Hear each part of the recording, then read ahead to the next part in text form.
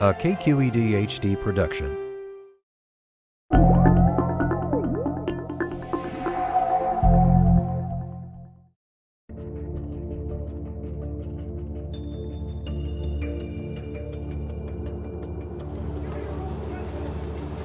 On October 17, 1989 at 5:04 p.m., a massive earthquake began to shake the San Francisco Bay Area to its core. When the shaking stopped 15 seconds later, thousands were injured and homeless.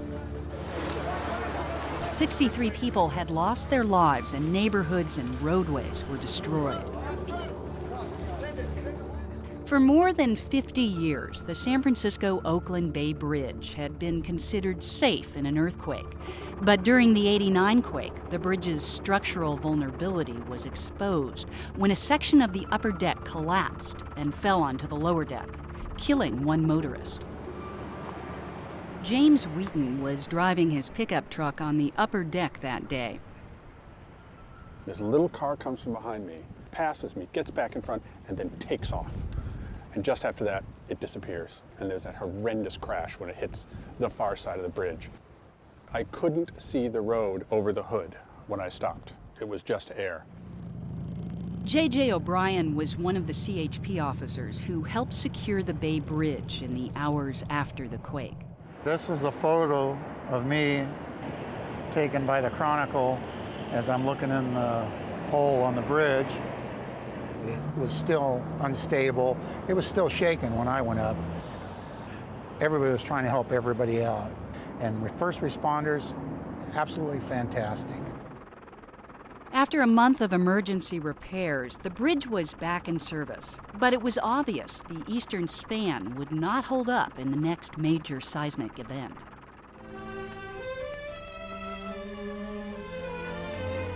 Construction of the existing Bay Bridge began in 1933, at the height of the Great Depression. The last mighty section fitted perfectly into position. When it opened in 1936, 6 months before the Golden Gate Bridge opened, the 8-mile crossing was the largest and most expensive bridge of its time and was heralded as a man-made wonder. But we didn't know much about earthquakes 75 years ago. This is where we had our structural failure during the Loma Prieta earthquake in 1989. We added seismic dampers, or shock absorbers, into this location so that in a large-scale earthquake, it can accommodate some of that motion. Bart Ney is the spokesman for Caltrans, the state agency responsible for the Bay Bridge. Caltrans has a big job. The Bay Bridge is one of the busiest bridges in the world, carrying an average of 280,000 vehicles a day. After Loma Prieta, Caltrans determined that the western span could be retrofitted, a task the agency completed in 2004. But the more vulnerable eastern span needed to be completely replaced. In 1997, Governor Pete Wilson approved a basic viaduct design, but the project was delayed for several years after former mayors Jerry Brown of Oakland and Willie Brown of San Francisco both called for major changes. Construction finally began in 2002, and today, building a new Bay Bridge designed to withstand the big one is a race against time. It's scheduled to be completed in 2013 and will cost $6.3 billion, according to Caltrans. Seismic innovations will give the bridge unprecedented strength and flexibility. It's going to be the longest self-anchored suspension bridge in the world. Marwin Nader is vice president of the San Francisco engineering firm T.Y. Lin International, the company responsible for the design of the new eastern span of the Bay Bridge. It is a jewel in itself, and it's going to be like the Golden Gate. It's going to be on postcards. The community will be very proud of it. Most self-anchored suspension bridges have 2 cables holding up the deck, but the roadway of the new Bay Bridge's east span will be held with one huge cable that loops under the bridge. And although the new bridge may appear structurally minimal, there are many seismic innovations hidden within the design. During an earthquake, steel links in the bridge tower function like fuses in an electrical circuit, taking the brunt of the impact and leaving the structure intact. As we go and look into the 4 shafts of the tower, we are effectively looking at the fuse. The vertical shafts, we want to make sure they remain elastic and no damage occurs. All the damage is occurring in this fuse. A journey into the bones of the new bridge reveals its steel and concrete spine. And this is what we would call an expansion joint. We have 2 different sections of the bridge that are completely independent of each other in this location. And we've got an accordion-style steel seismic joint above that can move in various directions in an earthquake and allow vehicles to still travel over the bridge. And then down here, this is our hinge pipe beam. And where you see this marking, this is our fuse. This is a weaker steel. It's designed to deform so that we can take our damage here at this location and not at other more critical parts of the bridge. Complex computer models show how the safety elements will perform in an actual earthquake. In yellow are the 2 major faults, San Andreas and Hayward. And we were looking at the response of the bridge due to a major event. The skyway is shaken up and down about 1.5 meters. The roadway is moving up and down here about 1 meter. The suspension system is also swinging, the cables. The bridge is dancing to the rhythm of the earthquake here.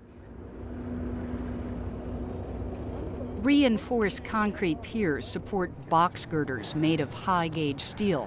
And because they're hollow, the box girders are light enough to maintain the balance needed on both sides of the column as the bridge transitions from reinforced concrete to steel.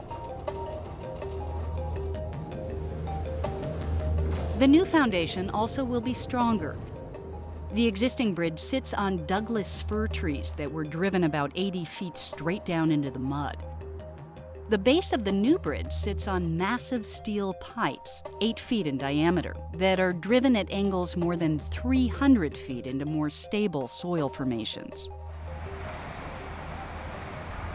The engineering of the new bridge is groundbreaking, but the unsung heroes of this massive project are the men and women who turn the blueprints into reality. A bridge building is not only a science, it's a craft, and there's a real human element to it. And there's a tradition for those that work on bridges to sign it so that your name will always be there. And in this case, they've signed it down in the heart of the bridge. And here you can see a family of different crafts: iron workers, electricians, engineers, concrete craftsmen, carpenters, just about everybody you would expect to be involved in large-scale construction. All traffic is being diverted to other bridges about 40. On October 27, 2009, a temporary eye-bar repair on the eastern span failed, and more than 5,000 pounds of steel came crashing down on cars caught in rush-hour traffic. The bridge was closed for 5.5 days, and the incident rekindled public concern about the safety of the bridge. We make sure that we continue to maintain it, but the whole point of us building a new bridge is that that structure, as it stands, is not going to make it through another big earthquake. So, how big an earthquake will the new bridge be able to withstand? The larger the earthquake, the less frequent it occurs. If you say you want to design for an earthquake that occurs every 1,500 years, that would be the mother of all earthquakes. And that's the earthquake we're designing for. If there's a place I'd rather be and the earthquake occurs, is probably on the top of the tower of the bridge. Northern California residents have been frustrated by the slow pace of the Bay Bridge's renaissance. But its planners say, in the end, the new structure will be a state-of-the-art monument to safety. It's the largest public works project ever in California history. There will never be another one of these bridges built again. Bodies of water have always been a barrier between communities, and as an engineer, I feel I can make that connection. That's truly a bridge that connects people more than anything.